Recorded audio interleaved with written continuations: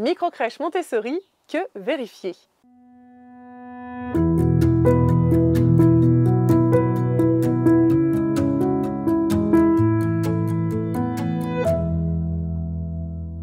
Bonjour, je suis Nathalie Fossa, accompagnante des futures et des jeunes mamans qui souhaitent accompagner le développement de leur enfant de la grossesse à 3 ans.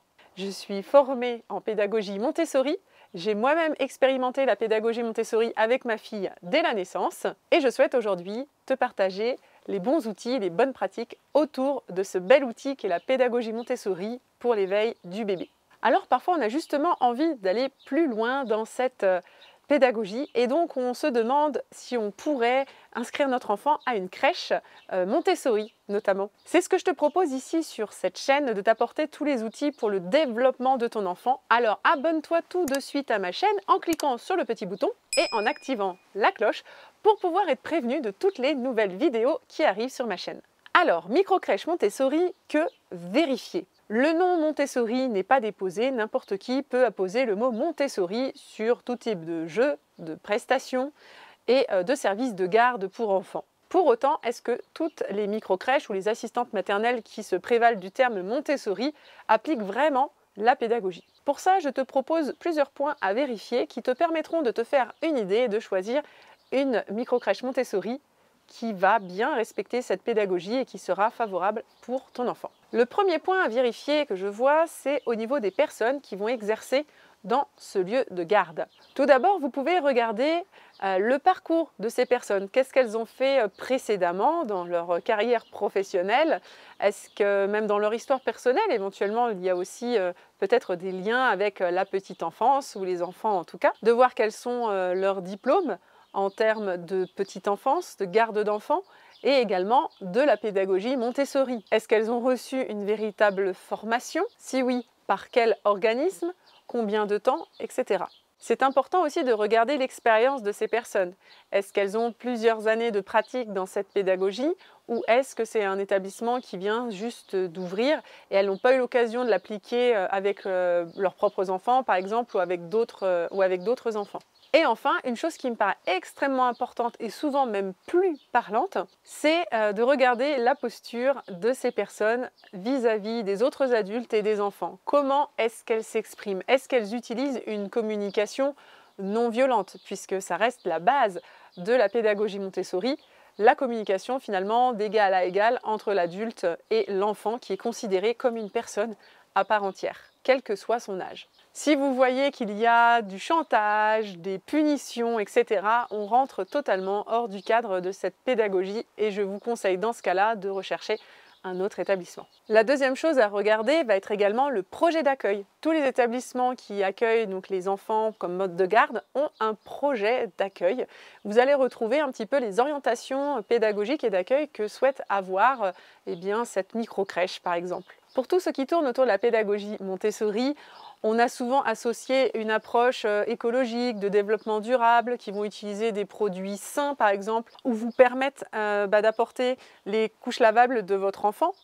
On a aussi généralement une approche qui va être ouverte au niveau de l'allaitement, puisque c'est quelque chose qui entretient et favorise le lien d'attachement avec la mère. Donc on va certainement vous permettre d'allaiter sur le lieu de garde si vous voulez venir allaiter votre enfant sur votre pause du déjeuner par exemple. On va accepter facilement que vous apportiez votre lait maternel pour donner les biberons à votre enfant quand votre enfant sera gardé. On va aussi souvent faciliter la diversification menée par l'enfant où l'enfant justement est acteur et la DME rentre entièrement dans l'approche de Maria Montessori par le biais de l'autonomie, de l'expérimentation où l'enfant va pouvoir faire seul. On va aussi retrouver généralement des activités autour de tout ce qui est naturel, du contact avec la nature, ce qui permet à l'enfant donc d'appréhender le monde dans lequel il vit. Le troisième point à regarder est l'environnement de cette crèche. Comment est aménagé l'espace tout simplement? Est-ce que ça respecte les principes Montessori? Donc un univers plutôt minimaliste, avec peu de jeux et de matériel, mais qui vont être choisis avec soin, dans des matériaux plutôt naturels comme le bois ou le métal, où vous allez retrouver très peu de plastique, voire pas du tout. Les jeux et les matériels vont être mis à disposition de l'enfant sur des étagères à leur hauteur qu'ils vont pouvoir attraper par eux-mêmes. Il y a généralement donc un coin que l'on appelle le nido, destiné vraiment aux tout petits bébés qui ne sont pas encore marcheurs, avec des mobiles par exemple, avec un grand tapis d'éveil, avec un miroir au mur, qui peut être muni d'une barre de brachiation, notamment, qui permet à l'enfant de s'accrocher dessus pour se mettre debout. Il peut y avoir d'autres aménagements proposés pour développer la psychomotricité de l'enfant, qu'il puisse grimper à quatre pattes sur des blocs justement de motricité, avec une pente, etc. Donc on va retrouver vraiment des aménagements qui vont favoriser son développement, son autonomie. On va pouvoir retrouver par exemple des livres qui vont être présentés face couverture, donc sur des étagères pour qu'ils puissent bien se rendre compte du livre. Vous n'aurez pas de livre avec des animaux personnifiés, mais vraiment des images qui vont représenter l'univers réel en fait. Donc ça peut être des photos d'animaux, des situations de la vie quotidienne, etc. Mais pas de super-héros ou d'animaux qui vont sourire et être habillés comme des êtres humains. Au niveau de la salle de sieste, vous allez certainement retrouver des lits au sol notamment qui vont permettre à l'enfant de pouvoir ensuite se relever seul. Après bien sûr, il y a des conditions d'accueil et des conditions de sécurité qui sont spécifiques aux crèches et donc elles peuvent avoir certaines obligations qui vont les empêcher de faire certains aménagements. Mais en règle générale, la pédagogie Montessori peut être appliquée dans son entièreté dans les modes de garde type micro-crèche. Je sais que ce n'est pas forcément simple de pouvoir évaluer tous ces points-là quand on n'est pas professionnel, que ce n'est pas son métier.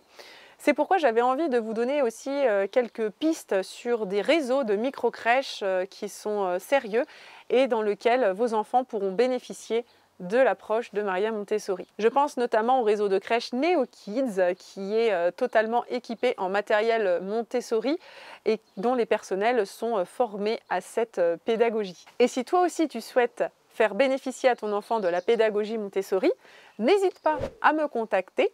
En description de cette vidéo, tu retrouveras le lien pour prendre un rendez-vous préalable qui nous permettra de voir ensemble comment nous pouvons construire cet accompagnement à créer cet environnement favorisant pour ton enfant. J'espère que cette vidéo t'aura été utile. Si c'est le cas, n'hésite pas à mettre un pouce bleu. N'hésite pas à poser tes questions sur la pédagogie Montessori pour le bébé dans les commentaires de cette vidéo. J'y répondrai avec plaisir. Et je te retrouve la semaine prochaine pour une nouvelle vidéo. À très vite!